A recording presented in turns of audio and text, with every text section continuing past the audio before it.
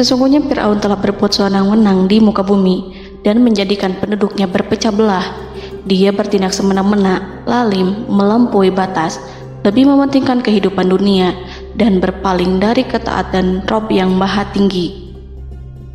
Fir'aun memecah menjadi banyak sekali golongan dan kelompok dan menindas sebagian di antara mereka. Fir'aun menindas Bani Israel yang berasal dari keturunan Nabi Yakub. Saat itu, mereka adalah penduduk bumi terbaik. Mereka berada di bawah kuasa Raja Tiran yang zalim, yang memperbudak dan mempekerjakan mereka untuk pekerjaan-pekerjaan hina. Ada banyak faktor yang melatar belakangi perbuatan raja tersebut. Selain karena kebencian, ada juga faktor ramalan yang beredar pada saat itu. Bani Israel mengalami siksaan dan penyiksaan yang tak terkira. Nabi Musa diutus oleh Allah Subhanahu wa Ta'ala untuk membebaskan Bani Israel, dan telah berulang kali memperingatkan Fir'aun agar membebaskan kaumnya. Namun Fir'aun tetap bersikeras dan menolak. Suatu hari Allah Subhanahu wa Ta'ala memerintahkan Nabi Musa untuk kembali kepada Fir'aun dan menunjukkan mukjizat. Di sana Nabi Musa menunjukkan beberapa mukjizat, termasuk mengubah tongkatnya menjadi ular raksasa dan di tangannya mengeluarkan cahaya. Namun Fir'aun tetap ingkar, dan dari situlah awal mula kehancuran Fir'aun dan pengikutnya. Tentang bagaimana detail kisah lengkapnya serta kelanjutan nasib Fir'aun, dari mana awal mula keangkuhan Fir'aun sampai mengakui dirinya sebagai Tuhan, serta dari mana sumber kekayaan Fir'aun yang sampai penasihatnya saja Qorun bisa membangun istana megah, akan dibahas lengkap di sini. Namun sebelum saya melanjutkan kisahnya, dimohon kepada pemirsa untuk menonton video ini sampai selesai, supaya tidak ada kesalahpahaman dalam memahami isi cerita, serta mohon bantu channel ini semakin berkembang dengan cara subscribe dan berikan like serta komen positifnya. Semoga bantuan pemirsa sekalian menjadi amal jariah dan bernilai pahala di sisinya. Bismillahirrahmanirrahim. Fir'aun menguasai seluruh negeri.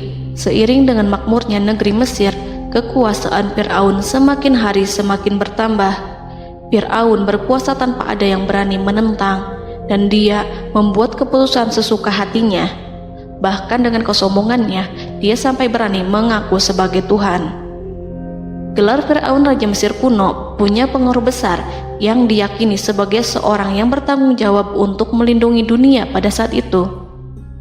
Fir'aun bukanlah nama seseorang, melainkan sebutan dalam Al-Quran yang merujuk pada seorang Raja Mesir yang sombong, suka menindas, dan sering melampaui batas, yang hidup ketika Nabi Musa alaihi salam bayi sampai dirinya dibinasakan oleh Allah di Laut Merah. Fir'aun merupakan sebuah gelar bagi raja-raja Mesir yang muncul di era New Kingdom.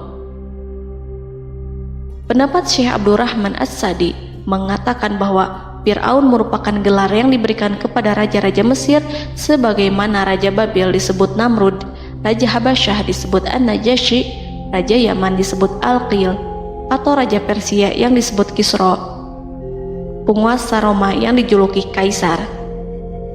Sebutan Fir'aun dalam Al-Quran ini menjurus pada Raja Mesir yang hidup pada tahun 1527 sampai 1407 sebelum Masehi. Fir'aun dikhususkan untuk menyebut penguasa Mesir yang membangkang dan tidak beriman kepada Allah Subhanahu wa Ta'ala, sedangkan yang beriman kepadanya dikenal dengan nama Malik, yang saat itu hidup di zaman Nabi Yusuf alaihi salam. Sebagian ahli sejarah mengatakan bahwa penguasa Mesir pada masa Nabi Yusuf disebut Al-Malik atau Raja, tidak disebut Fir'aun, karena kedua penguasa ini berbeda asal daerahnya. Penguasa Mesir pada masa Nabi Yusuf berasal dari Mesir pesisir, sehingga mudah untuk menerima perubahan. Sedangkan Fir'aun pada masa Nabi Musa berasal dari pedalaman Mesir yang mempunyai watak dan karakter keras serta kolot, dan tidak mudah menerima orang-orang di luar kalangan mereka. Dari keterangan di atas dipahami kenapa penguasa Raja Mesir pada masa Nabi Yusuf percaya kepada Nabi Yusuf dan mengikuti agama Nabi Yusuf, yaitu Islam. kemudian diikuti oleh rakyatnya. Sebagian ahli sejarah menyamakan Fir'aun dengan Mas'ab ibnu Royan. Ada pula yang menyatakan bahwa Fir'aun anaknya Walid ibnu Mas'ab ibnu Royan dari salah satu kaum Ad. Para Fir'aun Mesir kuno memperoleh kekayaan dan membangun kerajaan mereka yang megah melalui berbagai sumber. Beberapa sumber utama kekayaan dan pembangunan kerajaan Fir'aun adalah sumber daya alam. Mesir kuno diberkati dengan sumber daya alam yang melimpah, termasuk emas, tembaga, dan batu mulia yang ditambang dari wilayah gurun dan lembah. Sungai Nil juga menyediakan tanah yang subur untuk pertanian yang menjadi dasar ekonomi Mesir kuno. Air yang sangat penting ini memungkinkan kota-kota tumbuh di tengah gurun. Lonjakan air dan nutrisi itu mengubah lembah Nil menjadi tanah pertanian yang produktif. Menurut Organisasi Pangan dan Pertanian PBB, petani Mesir kuno adalah salah satu kelompok pertama yang melakukan pertanian dalam skala besar, menanam tanaman makanan seperti gandum, serta tanaman industri seperti rami untuk membuat pakaian. Sungai Nil mengalir ke utara sejauh 4.160 mil dari timur tengah Afrika ke Laut Tengah, yang memberikan Mesir kuno tanah subur dan air untuk irigasi. Untuk memaksimalkan pemanfaatan air Sungai Nil, petani Mesir kuno mengembangkan sistem irigasi cekungan. Mereka membangun jaringan tanggul berbahan tanah untuk membentuk cekungan. Kemudian mereka menggali saluran untuk mengarahkan air banjir ke dalam cekungan, di mana air akan menggenang selama sebulan hingga tanah jenuh dan siap untuk ditanami. Selain itu, Sungai Nil dapat dimanfaatkan untuk mengangkut material proyek-proyek konstruksi. Untuk mendapatkan manfaat dari Sungai Nil, orang yang tinggal di tepi sungainya harus mencari cara mengatasi banjir tahunan sungai ini.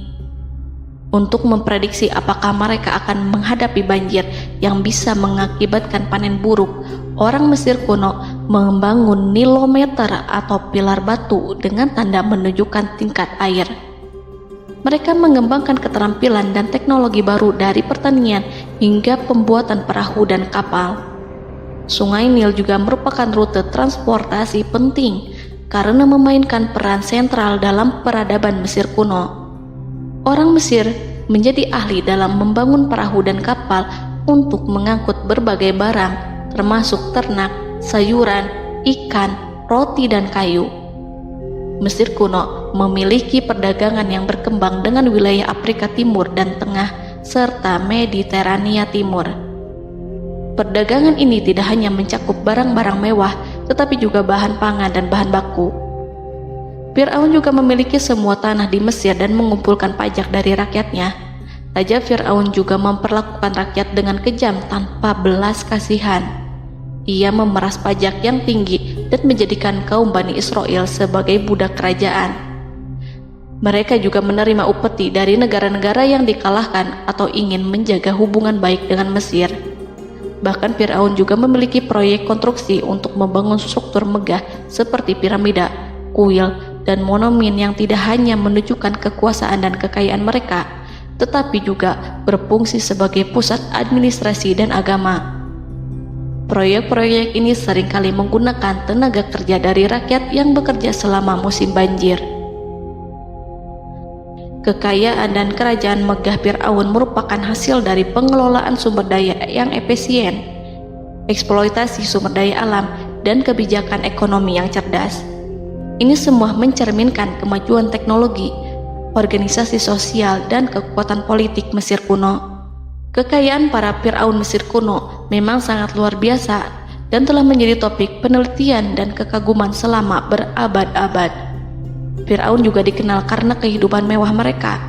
Sebagai penguasa Mesir kuno, Fir'aun hidup dengan kekayaan dan kemewahan yang hampir tak terbayangkan, yang mencerminkan kekuasaan dan status mereka.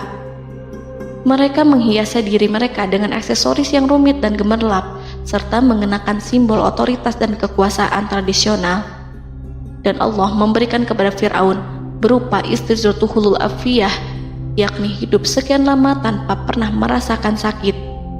Allah Subhanahu wa Ta'ala mengaruniai Fir'aun untuk bisa hidup selama 400 tahun tanpa sakit. Tentu, hal tersebut sudah menjadi kehendak Allah Subhanahu wa Ta'ala, maka tidak ada satupun manusia yang bisa menghalangi, bahkan bagi seorang Fir'aun sekalipun yang terkenal dengan kezalimannya. Namun dengan karunia-Nya yang diberikan Allah tersebut bukannya menjadikan Fir'aun sebagai manusia yang bersyukur, tetapi malah membangkitkan kesombongan dan kesesataannya. Dan puncak kesombongan Fir'aun juga dicatat Al-Quran sebagai penguasa tangan besi dan manusia yang pernah mengaku Tuhan. Aku adalah Tuhan kalian yang maha tinggi.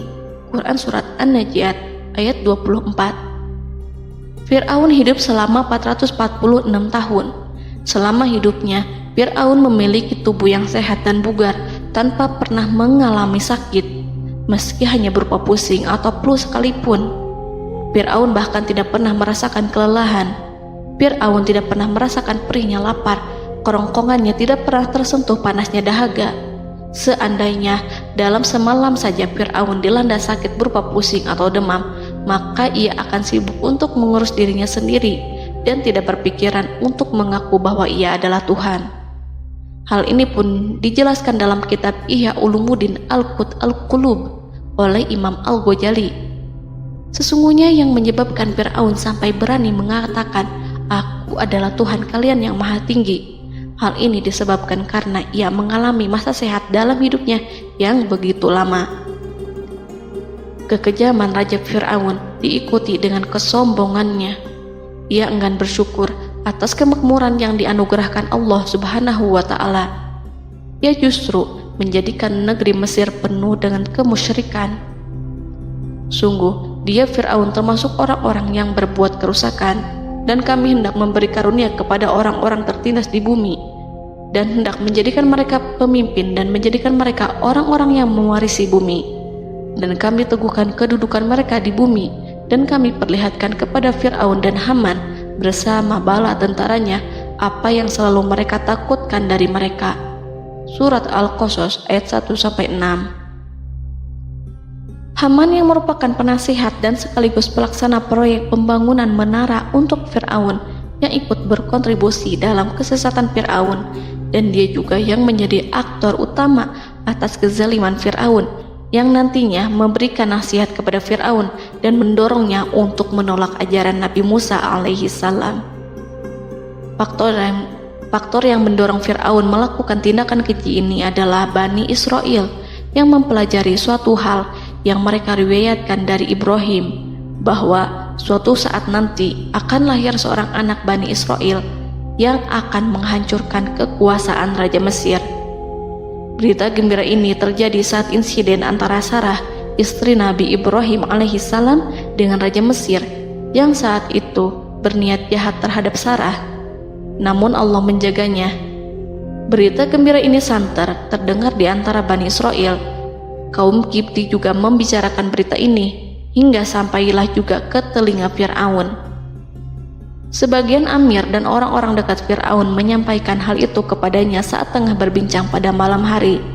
Waktu itu Fir'aun langsung menginstruksikan untuk membunuh seluruh anak laki-laki Bani Israel untuk mengantisipasi kelahiran anak yang dimaksud. Tapi apa boleh buat, kewaspadaan sama sekali tidak bisa menghindari takdir. Suatu ketika Fir'aun bermimpi seakan-akan api datang dari arah Baitul Maqdis lalu membakar semua rumah Mesir dan seluruh kaum Kipti. Namun, api tersebut tidak membahayakan Bani Israel. Saat bangun, Fir'aun merasa takut oleh mimpi itu. Ia kemudian mengumpulkan seluruh paranormal dan tukang sihir. Fir'aun bertanya kepada mereka terkait mimpi itu. Mereka berkata, akan lahir seorang bayi laki-laki dari kalangan Bani Israel yang akan menghancurkan penduduk Mesir. Sebab itulah Fir'aun memerintahkan untuk membunuh anak laki-laki dan membiarkan hidup anak perempuan. Fir'aun sangat mewaspadai agar Musa tidak lahir, hingga menunjuk sejumlah laki-laki dan dukun beranak berpatroli memeriksa para wanita hamil dan mendata waktu kelahiran mereka. Jika ada yang melahirkan anak laki-laki, si bayi langsung disembelih oleh para algojo seketika itu juga. Allah berfirman, "Kami mengilhamkan kepada ibu Musa, susuilah dia Musa. Jika engkau khawatir atas keselamatannya, hanyutkanlah dia ke sungai Nil dalam sebuah peti yang mengapung. Janganlah engkau takut dan janganlah pula bersedih. Sesungguhnya kami pastikan mengembalikan kepadamu dan menjadikan sebagai salah seorang rasul." Surat Al-Qasas ayat 7.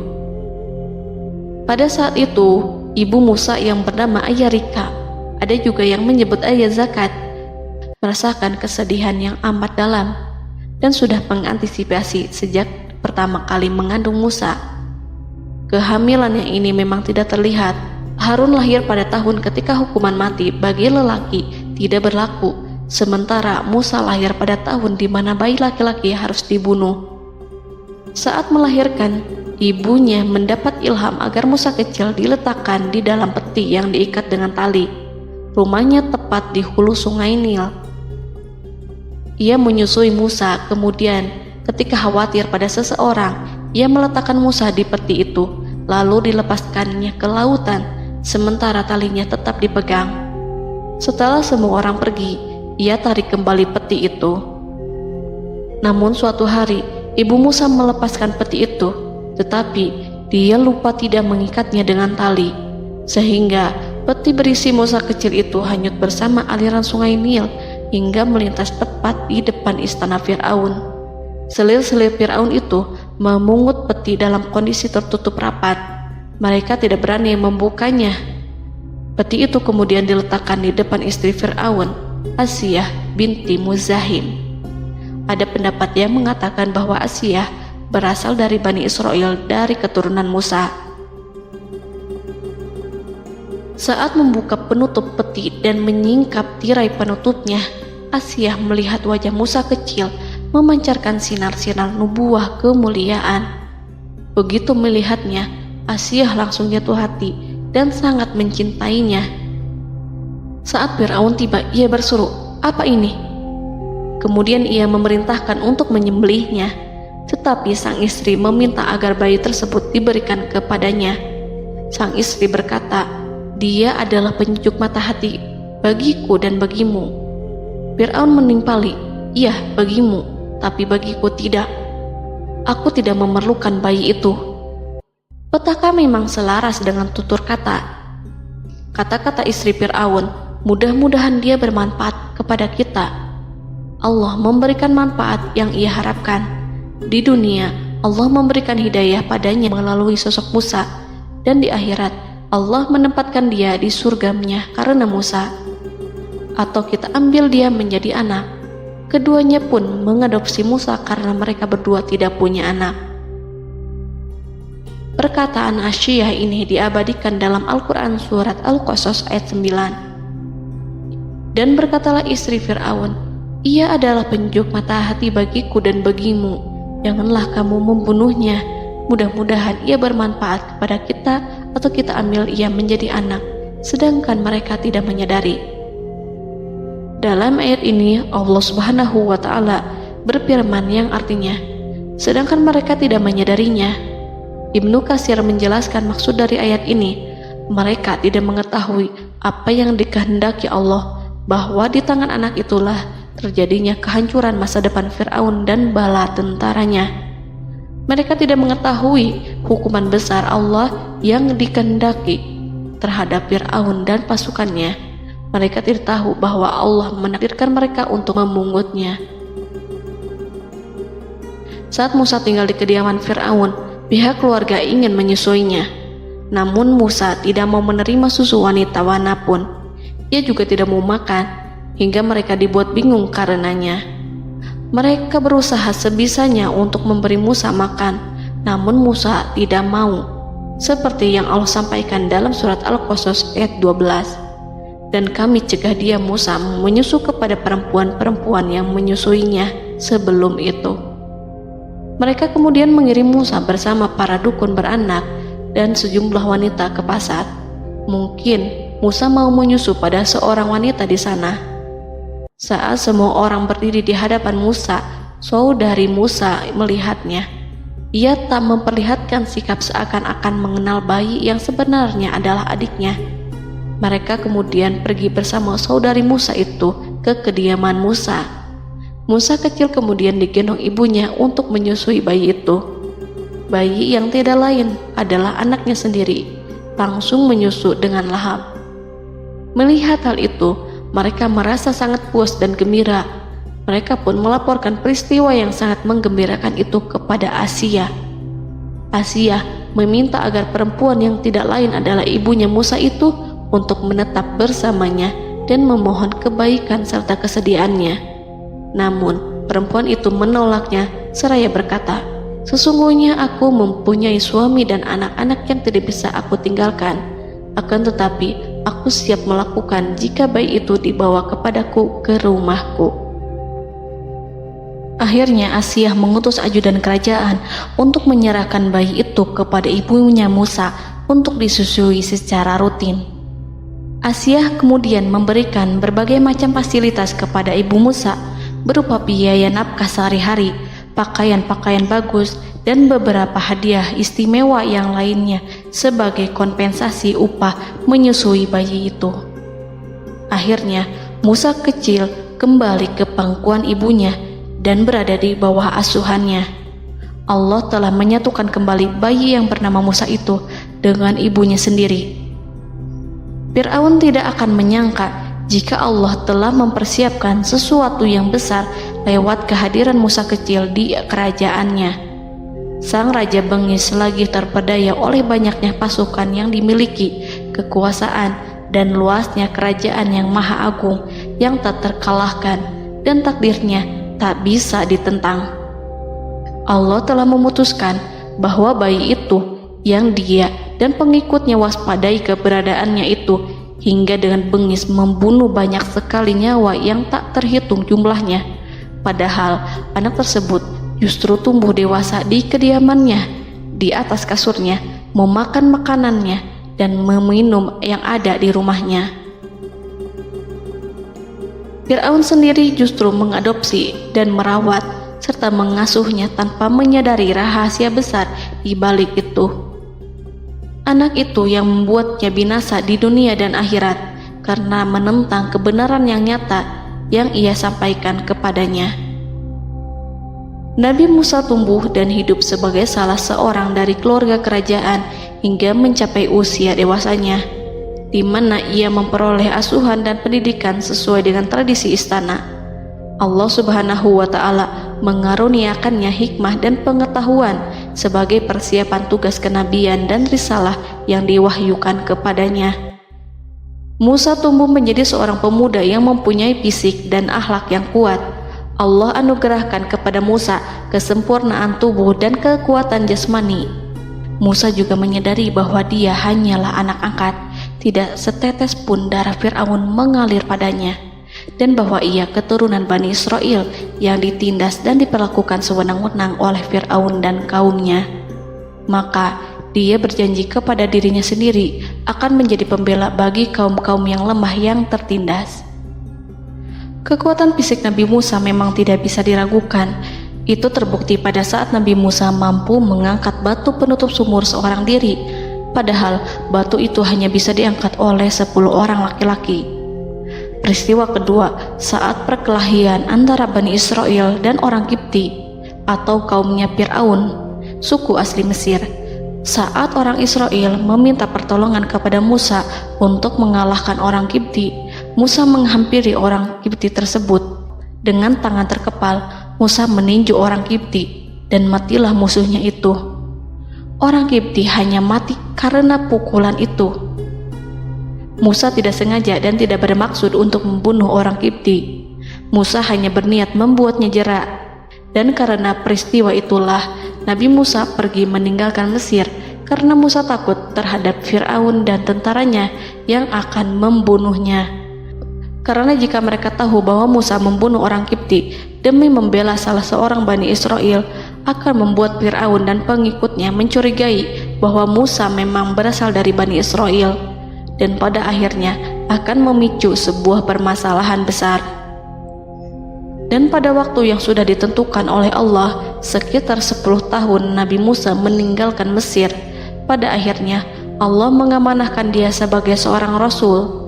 Allah anugerahkan kepadanya hikmah kenabian dan pengetahuan di usia 40 tahun.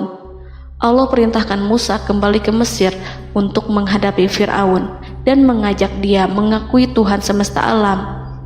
Tugas ini penuh dengan bahaya, mungkin bisa membuat Musa kehilangan nyawa, tetapi menuruti perintah Allah itu mutlak baginya. Ditemani oleh saudaranya Harun untuk membantunya membenarkan perkataannya. Lidah Musa cedal karena bara api yang pernah diletakkan di lidahnya saat Fir'aun hendak menguji akalnya setelah menarik jingat Fir'aun hingga berdarah. Fir'aun bermaksud untuk membunuhnya.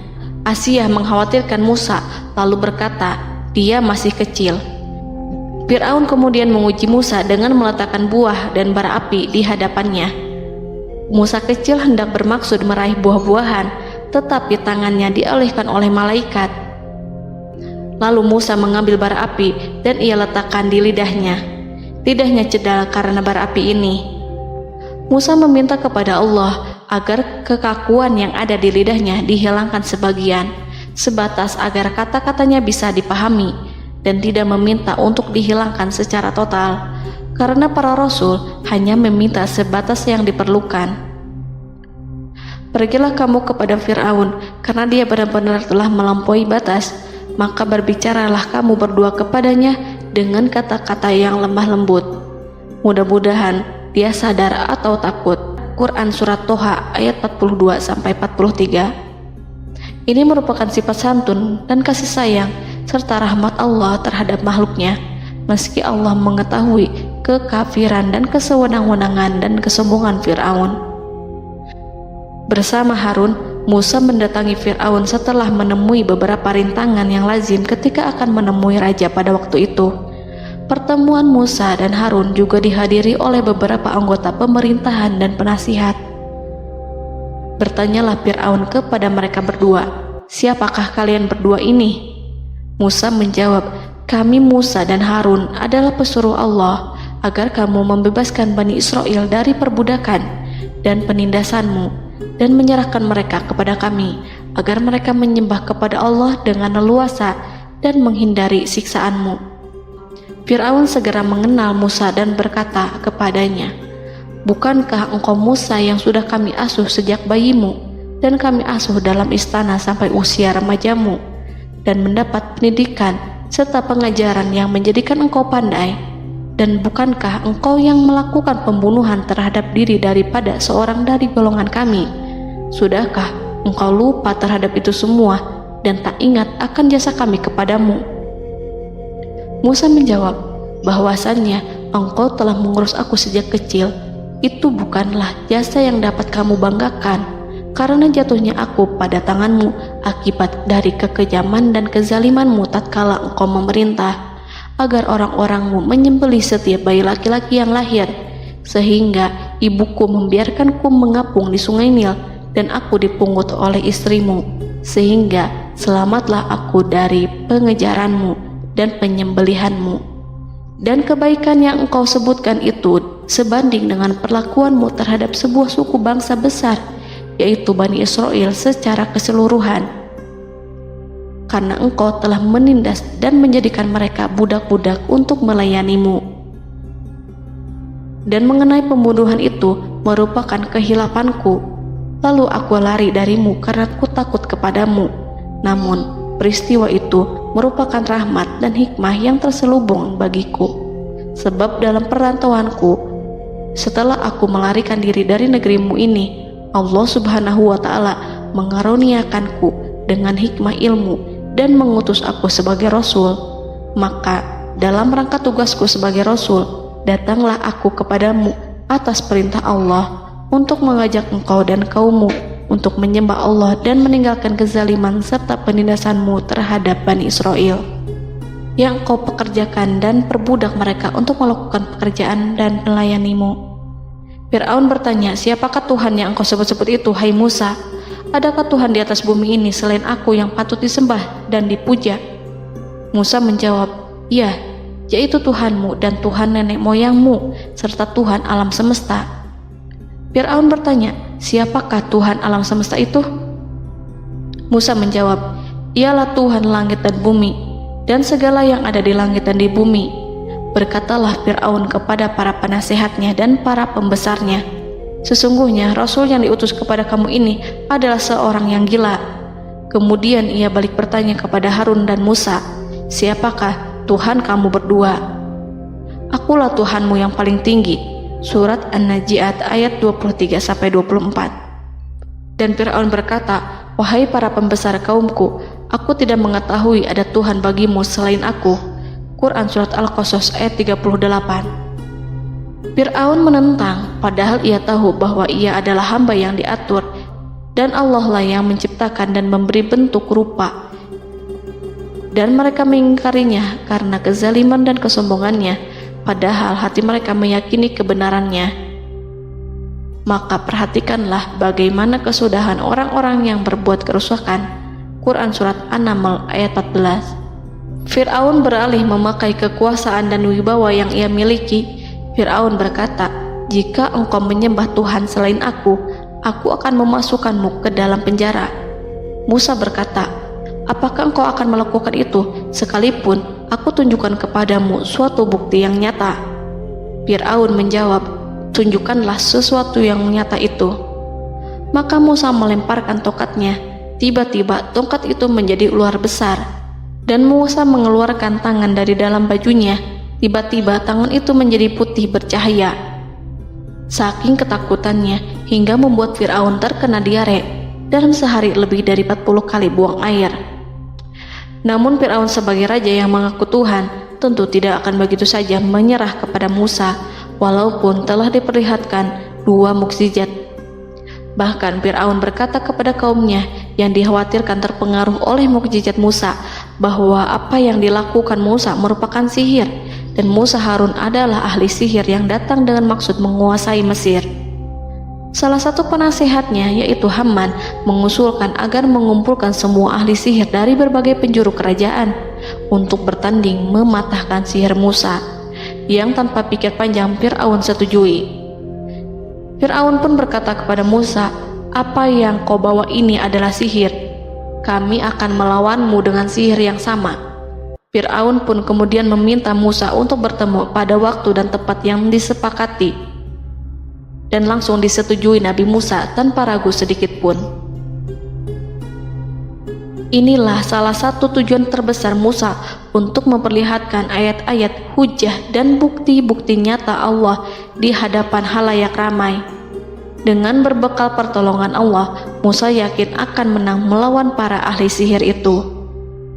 Maka pada waktu yang sudah ditetapkan, yakni pada permulaan hari, saat cahaya matahari mulai terik menyengat, sehingga kebenaran akan terlihat lebih jelas dan nyata, orang-orang berbondong-bondong menuju tempat yang sudah ditentukan untuk melihat pertandingan sihir yang sudah dihadiri ribuan tukang sihir. Menurut Muhammad bin Ka'ab, mereka berjumlah 80.000 ahli sihir. Mereka sudah dijanjikan hadiah dan uang yang besar jika berhasil mengalahkan Musa. Para penyihir istana berkata, wahai Musa, apakah engkau yang mau lebih dahulu ataukah kami? Musa menjawab, silahkan kalian lebih dahulu. Maka ketika tali-tali dan tongkat-tongkat ahli sihir dilemparkan, tiba-tiba berubah menjadi seakan-akan ia merayap cepat karena sihir mereka. Ada rasa takut yang menyelimuti hati Musa, takut jika orang-orang terkena fitnah sihir dan tipu daya mereka. Namun Allah langsung menguatkan Musa dan berkata yang diabadikan dalam Quran Surat Toha ayat 65-69, janganlah engkau takut, sungguh engkaulah yang unggul, dan lemparkanlah apa yang ada di tangan kananmu, niscaya ia akan membuat. Apa yang mereka buat itu hanyalah tipu daya tukang sihir belaka, dan tidak akan menang tukang sihir itu dari manapun ia datang. Saat Musa melemparkan tongkat, tongkat itu berubah menjadi ular besar yang memiliki kaki, berleher besar, dan bentuk yang menakutkan, hingga semua orang lari dan menjauh. Ular itu kemudian menelan tali-tali para tukang sihir dengan satu persatu dengan gerakan super cepat. Semua orang melihatnya dengan penuh keheranan, sementara para tukang sihir mereka tercengang dan bingung kala melihatnya. Mereka melihat sesuatu yang sama sekali tidak pernah terlintas di benaknya dan juga berada di luar bidang yang mereka kuasai. Saat itulah mereka tahu pasti bahwa yang mereka lihat itu bukanlah sihir, sulap, khayalan ilusi ataupun kebohongan semata, tetapi sebuah kebenaran yang hanya bisa dilakukan oleh Yang Maha Benar, yang mengutus mukjizat tersebut dengan benar. Allah menyingkap tabir kelalaian dari hati mereka, menyinarinya dengan petunjuk yang Ia ciptakan dan menyingkirkan gumpalan keras di hatinya. Mereka segera bertaubat dan tunduk sujud kepadanya. Dengan lantang mereka mengatakan kepada semua yang hadir tanpa memperdulikan hukuman ataupun siksaan apapun, "Kami beriman kepada Rob seluruh alam, yaitu Tuhannya Musa dan Harun." Fir'aun yang congkak dan sombong tentu sangat marah dengan apa yang disaksikannya itu ketika melihat ahli-ahli sihirnya begitu cepat menyerah dan mengakui kekalahan kepada Musa, bahkan menyatakan beriman kepada Tuhan Musa dan Harun. Tindakan itu dianggapnya sebagai pelanggaran terhadap kekuasaannya dan penentangan terhadap ketuhanannya dan merupakan tamparan bagi kewibawaannya. Fir'aun berkata kepada mereka, "Apakah kalian telah beriman kepada Musa sebelum aku memberi izin? Kenapa kalian tidak terlebih dahulu bermusyawarah kepadaku sebelum melakukan tindakan keji di hadapan rakyatku ini? Dia itu pemimpinmu yang mengajarkanmu sihir, dan bukankah ini adalah persengkongkolanmu terhadapku? Musa dapat mengalahkan kamu sebab ia mungkin merupakan guru dan pembesar yang mengajari sihir kepadamu, dan kamu telah mengaturnya, dan sandiwaramu ini tak akan kubiarkan. Akan kupotong tangan dan kakimu secara bersilang, dan sungguh aku akan salib kamu pada pangkal pohon kurma sebagai balasan dan hukuman atas pengkhianatanmu ini." Walaupun melihat langsung kebenarannya, Fir'aun tetap tidak percaya. Dia tidak suka keyakinan para penyihir terhadap Musa.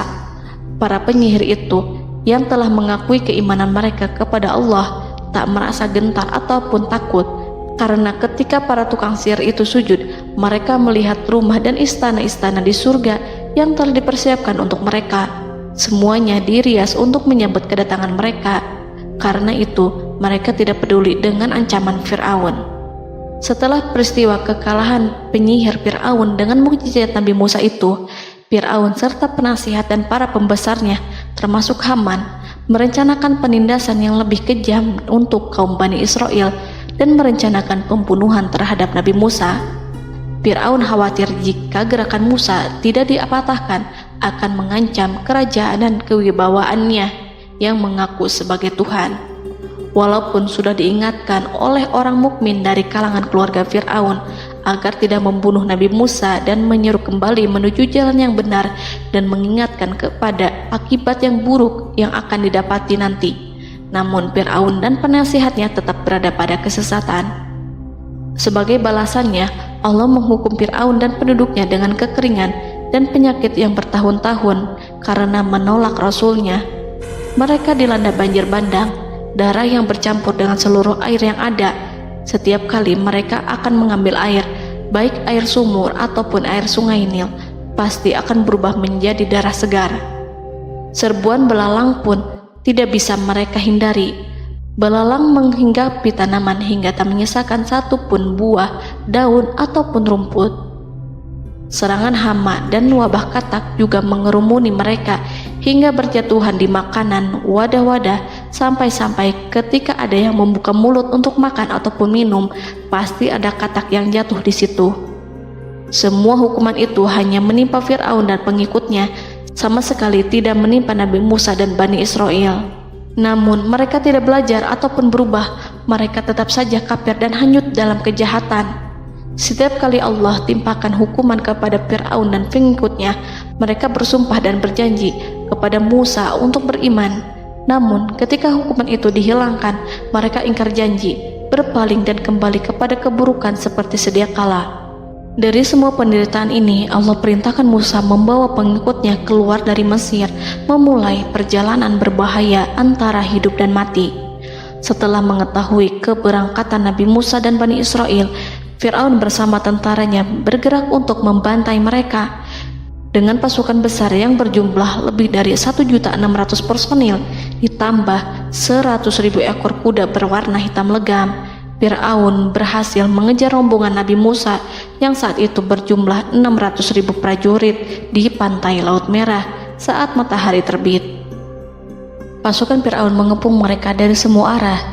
Di belakang mereka ada tentara Fir'aun yang kejam, sementara di hadapan mereka Laut Merah yang membentang luas. Kala situasi kian genting dan Fir'aun beserta seluruh pasukannya mendekat dengan kesungguhan hati, diperkuat dengan persenjataan, juga dengan amarah dan kedengkian, penglihatan tidak menetap mengarah ke suatu tujuan, dan hati naik menyesak sampai ke tenggorokan. Saat itulah Yang Maha Penyantun lagi kuasa, Rob Arsy yang mulia, mewahyukan kepada Musa, "Pukullah laut itu dengan tongkatmu." Maka tatkala Musa memukulkan tongkatnya ke lautan, laut itu pun terbelah. Air lautan berdiri tegak laksana gunung yang terbelah oleh kuasa yang maha agung, yang bersumber dari zat yang mengatakan kepada sesuatu, "Jadilah," maka jadilah sesuatu itu. Allah memerintahkan angin barat untuk menyapu kerikil-kerikil hitam lautan, hingga dasar lautan berubah menjadi tanah yang kering, yang tidak melekat pada kaki-kaki kuda dan hewan. Allah memerintahkan Musa untuk melintas bersama kaumnya. Mereka segera turun melintas dengan senang. Mereka menyaksikan sebuah hal yang membuat mata tercengang dan memberikan petunjuk pada hati orang-orang yang mukmin. Setelah Musa bersama kaumnya melintas secara keseluruhan dan keluar dari lautan, saat itulah pasukan garis depan Fir'aun baru masuk. Saat itu Musa bermaksud memukulkan tongkat ke lautan agar kondisi laut kembali seperti sedia kala, agar Fir'aun dan pasukannya tidak bisa mengejar. Tapi Allah yang Maha Kuasa dan pemilik keluhuran memerintahkan agar lautan tetap dibiarkan seperti itu, seperti yang Ia firmankan. Saat Musa membiarkan lautan dalam kondisi terbelah dan Fir'aun tiba di tepi pantai, ia melihat sesuatu yang dahsyat. Kondisi ini membuatnya tercengang, dan ia tahu betul bahwa apa yang dilihatnya adalah pekerjaan Rob Arsy yang mulia, seperti halnya mukjizat lain yang pernah ia lihat sebelumnya. Fir'aun berhenti dan tidak maju. Ia menyesal karena mengejar Bani Israel dalam situasi seperti ini. Di saat penyesalan tiada lagi membawa guna, namun Fir'aun memperlihatkan sikap tangguh dan kuat di hadapan para pasukannya dan memperlakukan mereka layaknya musuh. Jiwa kafir dan watak keji Fir'aun mendorong dirinya mengatakan kepada kaum yang ia perdaya hingga patuh dan mengikuti kebatilannya, "Lihatlah bagaimana lautan ini terbelah agar aku bisa mengejar budak-budakku yang melarikan diri dari kekuasaanku, menyimpang dari ketaatanku, dan meninggalkan negeriku." Fir'aun bersembunyi di barisan belakang dengan harapan ia bisa selamat, tapi mustahil ia bisa selamat. Fir'aun terlihat maju mundur. Dan pada kesempatan itu, Jibril menampakkan diri dalam wujud seorang penunggang kuda perawan, lalu melintas di hadapan kuda jantan yang ditunggangi oleh Fir'aun. Kuda yang ditunggangi Fir'aun meringik menghampiri kuda yang ditunggangi Jibril. Fir'aun kemudian masuk ke dalam lautan hingga mendahului kuda dengan tangkas dan cepat. Fir'aun tidak menghindari mara bahaya dari dirinya ataupun mendatangkan manfaat. Mereka segera menyusul hingga semuanya berada di lautan. Setelah bagian depan hendak mencapai tepi, Allah memerintahkan Musa melalui wahyu untuk memukul lautan dengan tongkat. Musa memukul lautan dengan tongkat. Lautan kembali menyatu seperti sedia kala dan menenggelamkan mereka semua. Tak seorang pun yang selamat. Allah menggambarkan tentang bagaimana Fir'aun didengkot orang-orang kafir Kipti tenggelam. Gelombang besar sesekali turun dan sesekali naik membawa Fir'aun. Bani Israel melihatnya dan juga pasukannya, seperti apa siksa dan petaka besar yang Allah timpakan kepadanya dan juga pasukannya, agar Bani Israel senang dan lega. Saat Fir'aun menyaksikan kematian dan mulai sakarat, Ia kembali kepada jalan kebenaran dan bertaubat, serta beriman pada saat keimanan tiada lagi membawa guna. Seperti yang Allah sampaikan dalam ayat yang lain, sesungguhnya orang-orang yang dipastikan mendapat ketetapan Rabb-Mu tidaklah akan beriman meskipun mereka mendapat tanda-tanda kebesaran Allah hingga mereka menyaksikan azab yang pedih. Quran Surat Yunus ayat 96-97. Seperti itulah Musa mendoakan keburukan pada Fir'aun dan golongannya agar harta benda mereka dibinasakan, hati mereka diikat sehingga mereka tidak akan beriman hingga melihat siksaan yang pedih, yaitu ketika keimanan tidak ada lagi membawa guna bagi mereka, sekaligus sebagai penyesalan bagi mereka. Allah berfirman kepada Musa dan Harun saat keduanya mengucapkan doa tersebut, sungguh telah diperkenankan permohonan kamu berdua. Quran Surat Yunus ayat 89. Siksaan yang ditimpakan kepada Fir'aun dan pasukannya ini merupakan jawaban atas doa Musa dan saudaranya Harun. Dalam hadis riwayat Imam Ahmad, Rasulullah Shallallahu Alaihi Wasallam bersabda, saat Fir'aun berkata, aku percaya bahwa tidak ada Tuhan melainkan Rabb yang dipercaya Bani Israel, Jibril berkata kepadaku, wahai Muhammad, andai kau melihatku saat mengambil pasir lautan, lalu aku sumpalkan ke mulutnya karena khawatir jika rahmat menghampirinya. Ibnu Abbas dan lainnya mengatakan, sebagian Bani Israel meragukan kematian Fir'aun, bahkan ada yang menyatakan bahwa Fir'aun tidak mati. Allah kemudian memerintahkan lautan untuk mengapungkan jasad Fir'aun. Maka pada hari ini kami selamatkan jasadmu, yaitu dengan mengenakan baju perang yang dengannya kau dikenali, agar engkau dapat menjadi pelajaran bagi orang-orang yang datang setelahmu, yaitu agar kau menjadi bukti bagi Bani Israel atas kekuasaan Allah yang membinasakan Fir'aun.